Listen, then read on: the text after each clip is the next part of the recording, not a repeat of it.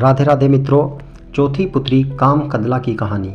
चौथे दिन जैसे ही राजा सिंहासन पर चढ़ने को उद्यत हुआ, पुतली कामदला बोली, रुकिए राजन, आप इस सिंहासन पर कैसे बैठ सकते हैं? यह सिंहासन दानवी राजा विक्रमादित्य का है। क्या आप में है उनकी तरह विशेष गुण, त्याग और का भाव? राजा ने कहा, हे सुंदरी, तुम भी विक्रमादित्य की ऐसी कथा सुनाओ जिससे उनकी विलक्षणता का पता चले। पुतली बोली, सुनो राजन, एक दिन राजा विक्रमादित्य दरबार में को संबोधित कर रहे थे। तभी किसी ने सूचना दी कि एक ब्राह्मण उनसे मिलना चाहता है।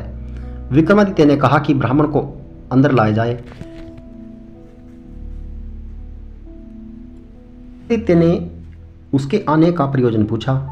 ब्राह्मण ने कहा कि वह किसी दान की इच्छा से नहीं आया है, बल्कि उन्हें कुछ बताने आया है।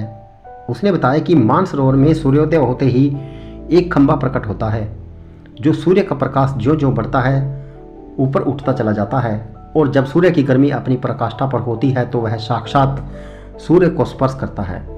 ज्यों ज्यों सूर्य की गर्मी घटती है वह छोटा होता जाता है और सूर्यास्त होते ही जल में विलीन हो जाता है। विक्रमादित्य के मन में जिज्ञासा हुई कि आखिर वह कौन है।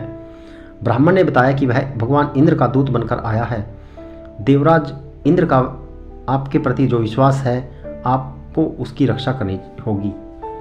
आगे उसने कहा कि सूर्य देवता को घमंड है कि समुद्र देवता को छोड़कर पूरे ब्रह्मांड में कोई भी उनकी गर्मी को सहन नहीं कर सकता। देवराज इंद्र उनकी इस बात से सहमत नहीं है। उनका मानना है कि उनकी अनुकंपा प्राप्त मृत्युलोक का एक राजा सूर्य की गर्मी की परवाह न करके उनके निकट जा सकता है। वह राजा आप हैं। राजा विक्रमादित्य को अब सारी बात समझ में आ गई। उन्होंने सोच लिया कि प्राणोत्सर्ग करके भी सूर्य भगवान को समीप में जाकर नमस्कार करेंगे तथा देवराज के उनके प्रति विश्वास की रक्षा करेंगे। उन्होंने ब्राह्मण को समुचित दान दक्षिणा देकर विदा किया और अपनी योजना को कार्य रूप देने के लिए उपाय खोजने लगे। भोर होने पर दूसरे दिन वे अपना राज्य छोड़कर चल पड़े। एकांत में उन्होंने माँ काली द्वारा प्रदत्त दोनों बेतालों का स्मरण किया।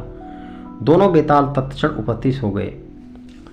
विक्रम को दोनों बेतालों ने बताया कि उन्हें उस खंबे के बारे में सब कुछ पता है। दोनों बेताल उन्हें मानसरोवर के तट पर लाए। रात उन्होंने हरियाली से भरी जगह पर काटी और भोर होते ही उस जगह पर नजर टिका दी जहां से खंभा प्रकट होता। सूर्य की किरणों ने जैसे ही मानसरोवर के जल को छुआ, एक खंभा प्रकट हुआ। विक्रमादित्य तुरंत तैरकर उस खंभे तक पहुंचे।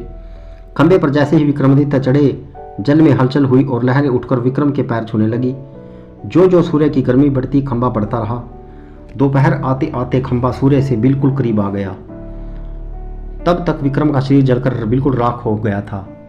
सूर्य भगवान ने जब खंभे पर एक मानव को जला हुआ पाया तो उन्होंने समझते देर नहीं लगी कि विक्रम को छोड़कर कोई दूसरा नहीं होगा। उन्होंने भगवान इंद्रदेव के दावे को बिल्कुल सच पाया। उन्होंने अमृत की बूंदों से विक्रम को जीवित किया और अपने स्वर्ण कुंडल उतारकर भेंट कर दिए। उन कुंडलों की यह विशेषता थी कि जो भी इच्छित वस्तु वे कभी भी प्रदान कर देते थे। सूर्यदेव ने अपना रथ अस्ताचल की दिशा में बढ़ाया तो खंभा घटने लगा।